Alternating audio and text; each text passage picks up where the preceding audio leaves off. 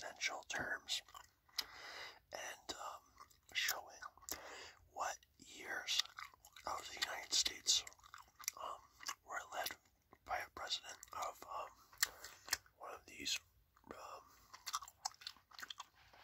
political parties that have been in the United States. These are the six parties that have had a president in the leading the executive branch. And I'm just going to go through. As you can see, I have a line with each election year all the way to our present election year. So let's just start out. So in the beginning, we have our first president, George Washington, who actually was not politically affiliated, not just because he was someone that liked to stay out of politics and believed that political parties just kind of caused division. There just really weren't that many parties at the time, so he was, those first two sections are just going to be blank, since he had no affiliation with the party. But the next president, John Adams, was actually the only Federalist president, the party of the Federalist Party, which was obviously pretty short-lived, since only John Adams was the only president from this party. And after his failure to get reelected, Thomas Jefferson became the first president of the Democratic Republican Party, which is a bit confusing, since we have both the Democratic and the Republican Party today. So he served 2 terms. So did James Madison, who was also a Democratic Republican, and the president after him, who was also a Democratic Republican, James Monroe. They all served 2-year terms, which was like 24 years, as you can see. And the president after them, John Quincy Adams, was the last president elected in the party. It was probably very easy to get things done in the beginning of the country because everybody seemed to be part of one party. But the first president to be elected to the Democratic Party, the Democratic Party that we know and love today, is Andrew Jackson, $20 bill guy, and he had 2 terms, as well as his vice president, Martin Van Buren. And this kind of put a stop to the Democratic Republican Party, as there were no more presidents after John Quincy Adams of the party. So, after Martin Van Buren's term, the Whig president, William Henry Harrison, was elected and died very early into office, and that was replaced by John Tyler, who were of the Whig party. And that didn't last long. They were James K. Polk, who was a Democrat, took office in the term after that, but he only ran 1 term, and thus the second and final Whig term was filled by Zachary Taylor, who also died, and that was replaced by Millard Fillmore, who was the last Whig president.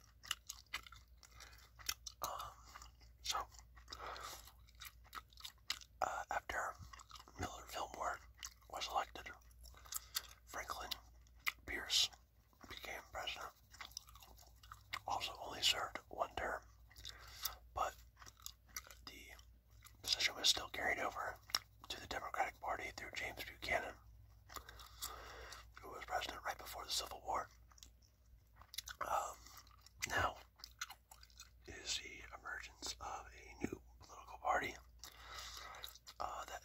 Republican Party.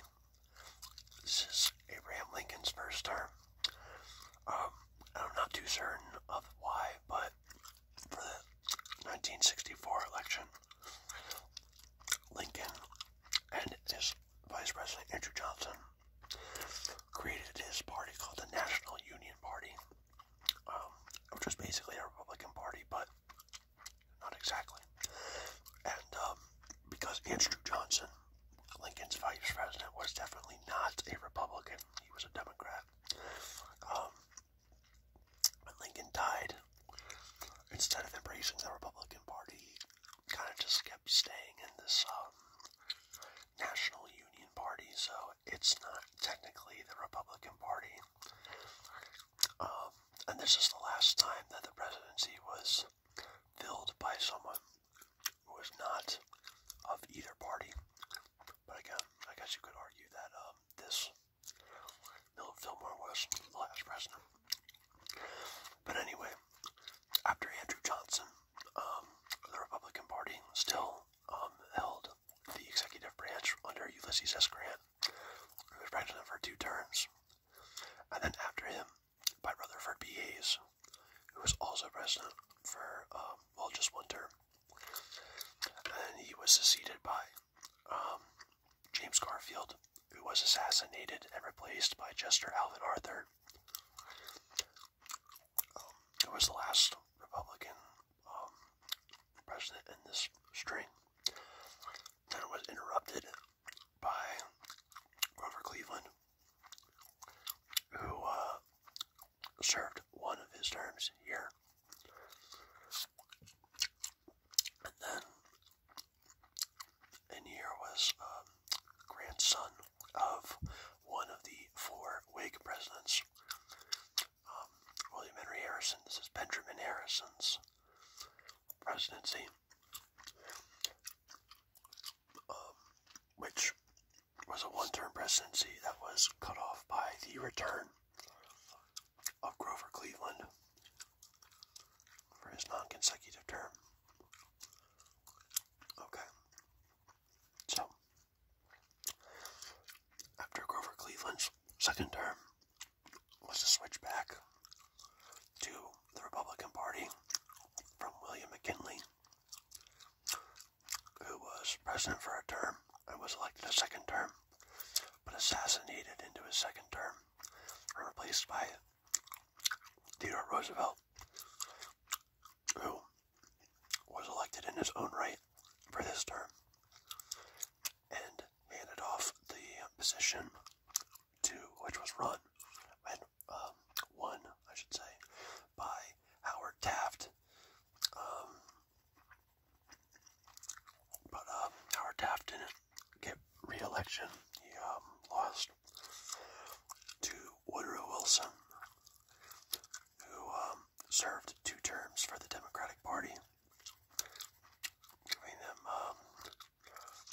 the first 2 consecutive terms and the executive seat since before the Civil War.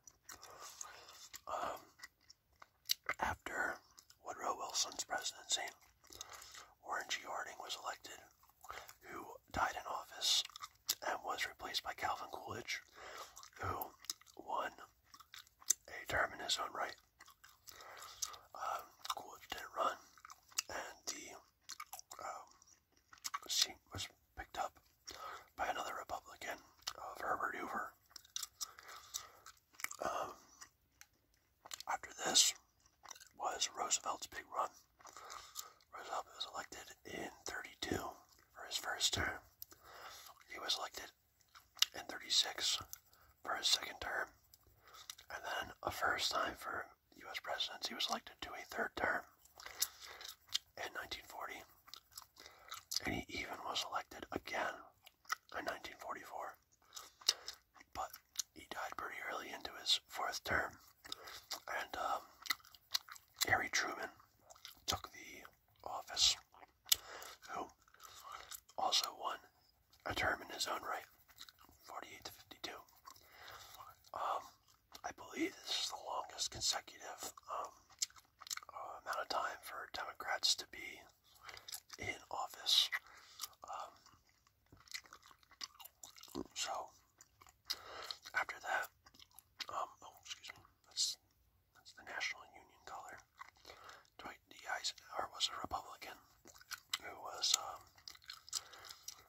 president during most of the 50s for 2 terms. After this, we had the election of John F. Kennedy. But of course, he was assassinated in his first term and replaced by Lyndon B. Johnson, who won an election in his own right, but decided not to run again in 1968. And the 68 election was won by Richard Nixon, who served for a term and resigned early into his second term, leaving Gerald Ford to fill out the remainder of the term. After this, Jimmy Carter, he served his 1 term before losing re-election to Ronald Reagan, who was a two-term Republican president in the 80s.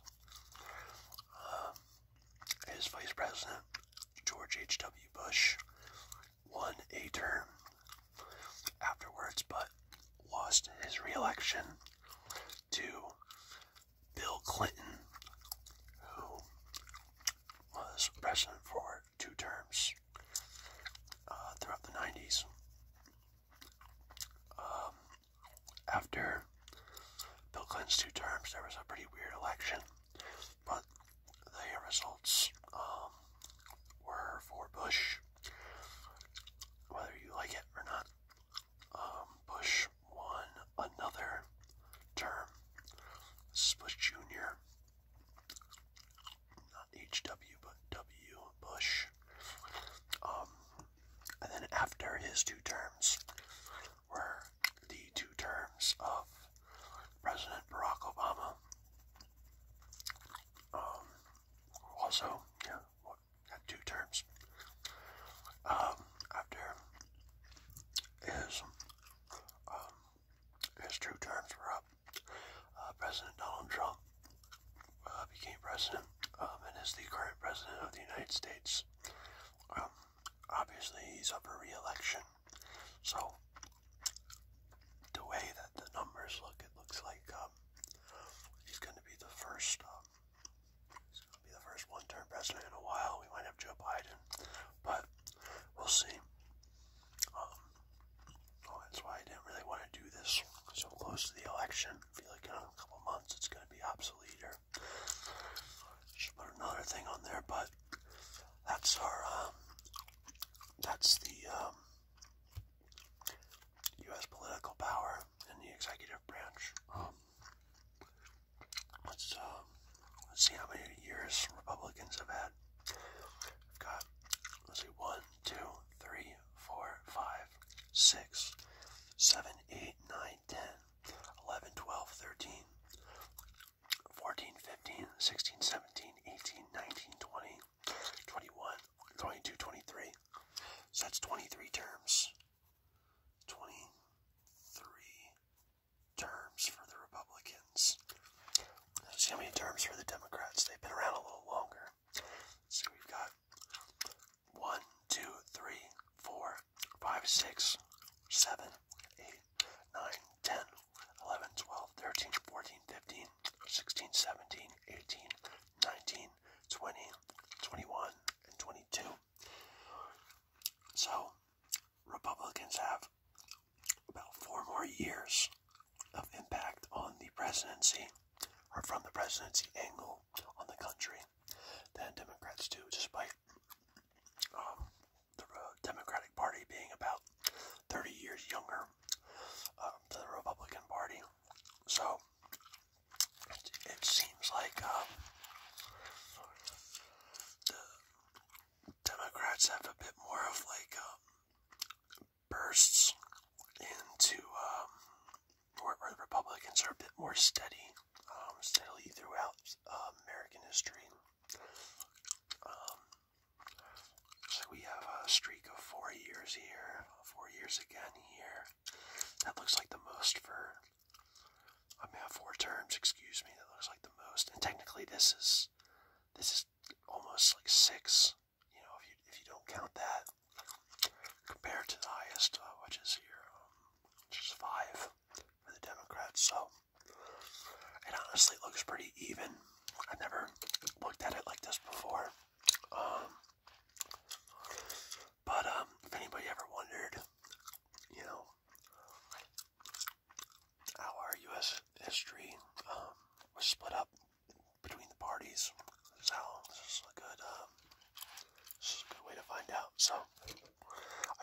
enjoyed this video. I hope you found it relaxing and